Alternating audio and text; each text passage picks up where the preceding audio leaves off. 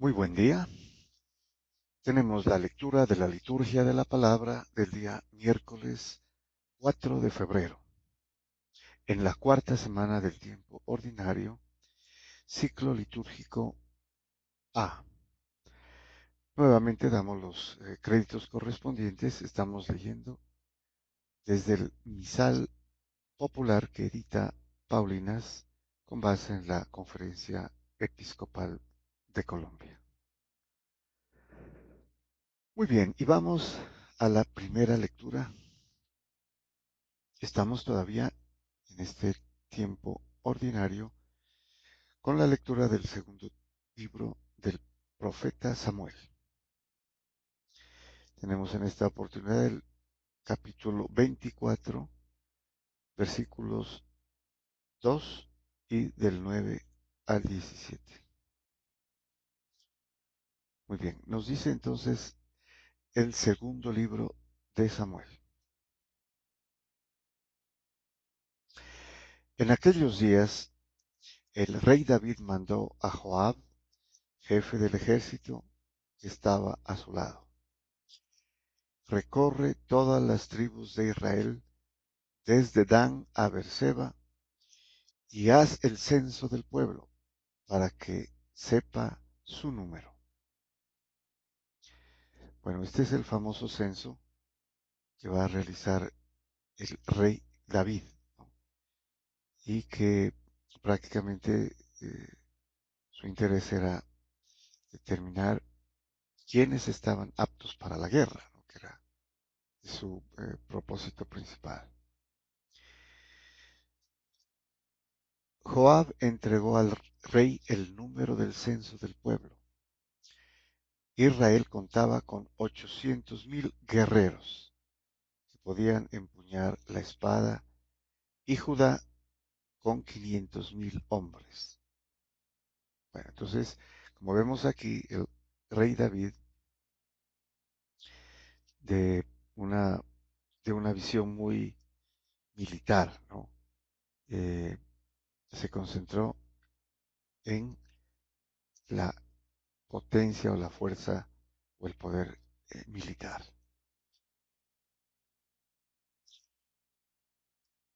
Pero después David sintió remordimiento por haber hecho el censo del pueblo, y dijo al Señor: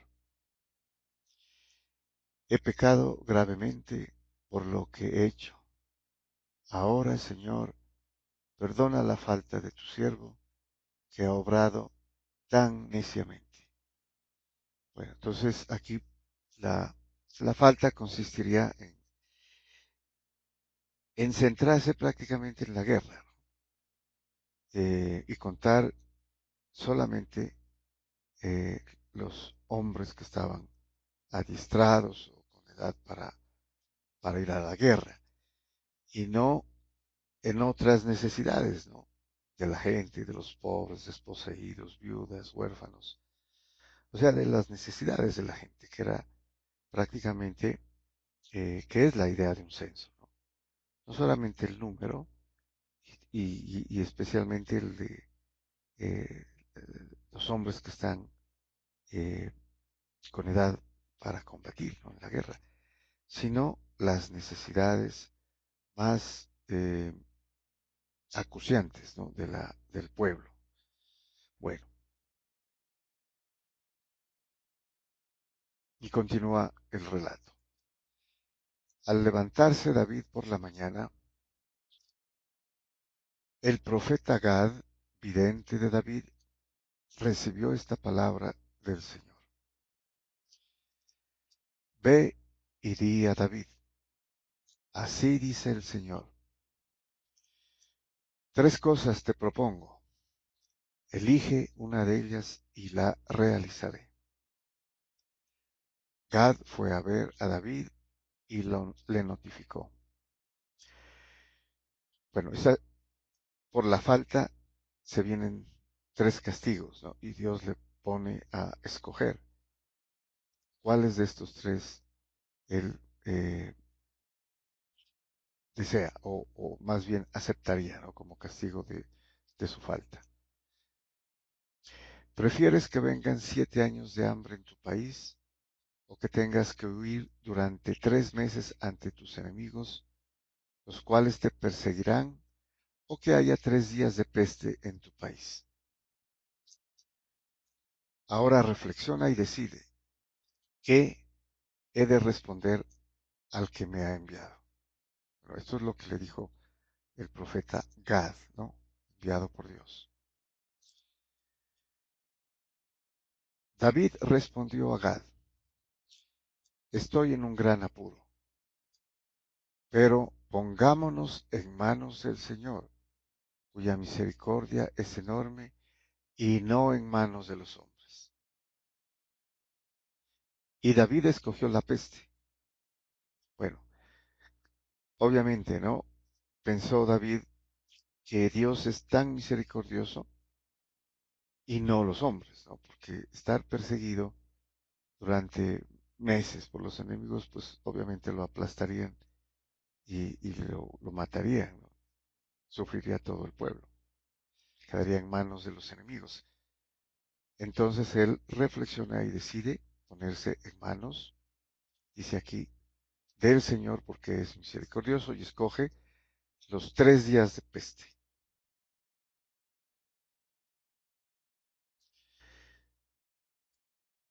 Y continúa. Eran los días de la recolección del trigo. El Señor mandó la peste a Israel desde la mañana hasta el plazo fijado. Murieron 77,000 hombres del pueblo, desde Dan hasta Berseba. Bueno, aquí habría que hacer una aclaración, ¿no? A pesar de que no están separados, ¿no? Como en el caso de, en el reinado de Salomón, que ya se separó el reino del norte, Israel y el reino del sur, eh, Judá, aquí todavía con David están geográficamente, ¿no? Se distingue Israel del norte y Judá en el sur, ¿no? Pero todavía hacen parte de un mismo pueblo. Entonces, por eso, eh, de Israel, de la parte del norte, mueren 77,000 hombres, dice. El ángel del Señor extendió su mano contra Jerusalén para asolarla. Ya sabemos que Jerusalén es la capital de Judea, ¿no? O de Judá. Pero el Señor se arrepintió del castigo y ordenó al ángel que asolaba al pueblo: basta, retira tu mano. El ángel del Señor se encontraba junto a la era del Arauná, el Jebuseo. Al ver al ángel golpeando al pueblo, David suplicó al Señor: soy yo el que ha pecado y el que ha obrado mal. O sea que David intercede, ¿no? Estaba empezando ya a castigar con la peste al pueblo. Y continúa. Pero ellos, las ovejas, ¿qué han hecho? Por favor, carga tu mano contra mí y contra la casa de mi padre. Bueno, esa es la petición que le hace eh, David, ¿no? Y el Señor perdona entonces al pueblo de Judea y a su capital Jerusalén, que además es la ciudad de Dios. Muy bien, vamos al Salmo responsorial, cuyo responso es: perdona, Señor, mi culpa y mi pecado. Bueno, este salmo es importantísimo, ¿no? Porque es, mesiánicamente hablando, es un anticipo de lo que será precisamente la justificación que vendrá con el Mesías, ¿no? Con Jesucristo. Y también que tiene algunos referentes también eh, del, del, del Evangelio, ¿no? De la era mesiánica y del sacramento de la reconciliación y del perdón, ¿no? De los pecados. Entonces el salmista aquí va a pedir perdón, ¿sí? Y a destacar el hecho de que la gente, ¿no?, que se acerca a Dios tiene que estar mm, alegre porque han sido perdonados sus pecados. Es una referencia también a la gracia santificante, ¿no?, que vendrá obviamente en la era mesiánica con la redención eh, que Jesús nos trajo. Bueno, nos dice el salmista, dichoso el que está absuelto de su culpa, a quien le han sepultado su pecado. Dichoso el hombre a quien el Señor no le apunta el delito y en cuyo espíritu no hay engaño. Entonces lo llama dichoso, ¿no?, que es bienaventurado, como en las bienaventuranzas del Evangelio, ¿no? Entonces, a quien Dios le perdona es bienaventurado. Y ya como les decía, esto es una referencia mesiánica o profética de lo que será la justificación. Y continúa. Había pecado, lo reconocí, no te encubrí mi delito, propuse, confesaré al Señor mi culpa, y tú perdonaste mi culpa y mi pecado. Bueno, aquí también es importantísimo porque, como veíamos en la lectura anterior, ¿no?, la primera lectura, es David quien comete esta falta y dudó o transcurrió tiempo antes de reconocerlo. Por eso dice, había pecado, lo reconocí. No se guardó el delito, ¿no? Y es lo que prácticamente vendrá en la era mesiánica, ¿no?, el Evangelio. O sea, quien peca tiene que reconocer y confesar el delito y hacer el propósito de la enmienda, ¿no? Por eso aquí dice, confesaré al Señor mi culpa y tú perdonaste mi culpa y mi pecado. Perdonó la culpa. Pero vemos aquí un gran ejemplo, también profético, de lo que será el perdón en la era mesiánica. Que Dios perdona la culpa, pero permanece la pena, ¿no?, por el pecado cometido, que ha sido perdonado, pero hay una pena. Y aquí tenemos el ejemplo en este pasaje de la primera lectura en que eh, Dios le envía, le da a escoger, ¿no?, de estos tres eh, desgracias, cuál prefería David. Y escogió la misericordia del Señor, ¿no?, los 3 días de peste. Bueno, y continúa el salmista. Por eso, que todo fiel te suplique en el momento de la desgracia. La crecida de las aguas caudalosas no lo alcanzará. También tiene tonos mesiánicos, porque todo fiel que haya pecado, te suplique. La desgracia es estar fuera de la gracia, ¿no?, perder la gracia santificante, que es prácticamente producto del pecado, ¿no?, la pérdida de la gracia santificante, que se recupera al pedir perdón, al confesarse, en términos ya sacramentales, del sacramento de la reconciliación. Y termina el salmista. Tú eres mi refugio, me libras del peligro, me rodeas de cantos de liberación.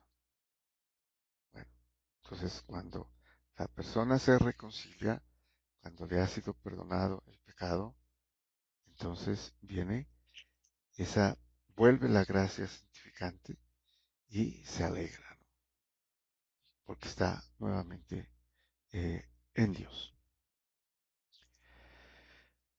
Muy bien, y pasamos al Evangelio. Continuamos con San Marcos, capítulo sexto, versículos del 1 al 6. Muy bien. Dice San Marcos. En aquel tiempo Jesús se dirigió a su ciudad y lo seguían sus discípulos. Su ciudad, pues, Nazaret, ¿no? Donde se crió. Cuando llegó el sábado, empezó a enseñar en la sinagoga. La multitud que lo oía se preguntaba asombrada, ¿de dónde saca todo esto?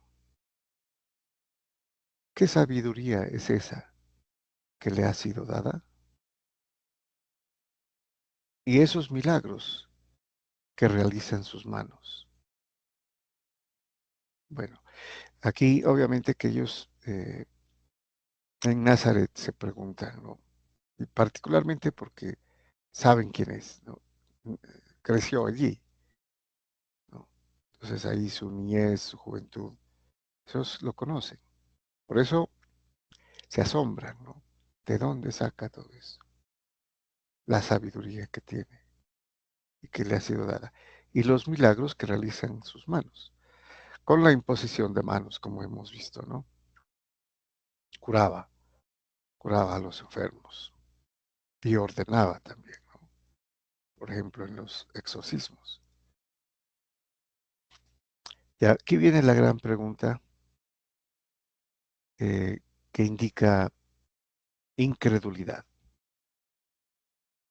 ¿No es este el carpintero, el hijo de María, hermano de Santiago y José y Judas y Simón? ¿Y sus hermanas no viven con nosotros aquí? Bueno, eso es lo que dicen sus coterráneos, ¿no? Eh, los que viven en la ciudad y los que lo conocen, ¿no? Desde niño. Y precisamente esta pregunta eh, ha, ha sido a veces como una piedra de tropiezo, ¿no?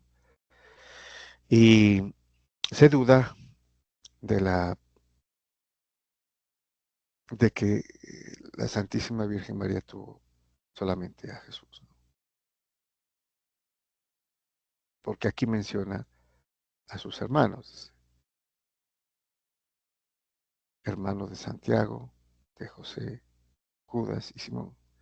Sin embargo, lo habíamos expresado en alguna otra sesión, el término hermano se refiere a parientes, parientes y parientes cercanos, ¿no? Por ejemplo, primos. Y precisamente en uno de los escritos de una de las visionarias más famosas, como es eh, Catalina Emmerich, que es beata, ¿no? Ella explica que eh, María Cleofás, que es eh, hermana de la Santísima Virgen María, la hermana mayor, ¿no? Tuvo varios hijos en tres esposos, uno de ellos Alfeo. Entonces aquí está Santiago, eh, Judas y Simón son hijos de Alfeo. José es hijo de Sabas. Y además de Alfeo hay un hijastro, que es Mateo, el apóstol, ¿no? Y Santiago es Santiago el menor, que también fue apóstol y fue el primer obispo de Jerusalén. Y Judas es Judas Tadeo. Bueno, pero sabemos que no son hijos de la Santísima Virgen, son parientes, ¿no? Como hermanos de Jesús. Bueno, y se escandalizaban, dice, ¿no? A cuenta de él,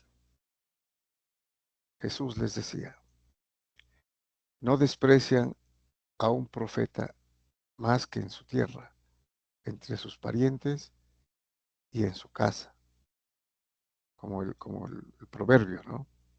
Nadie es profeta en su tierra. Se refiere precisamente a esto.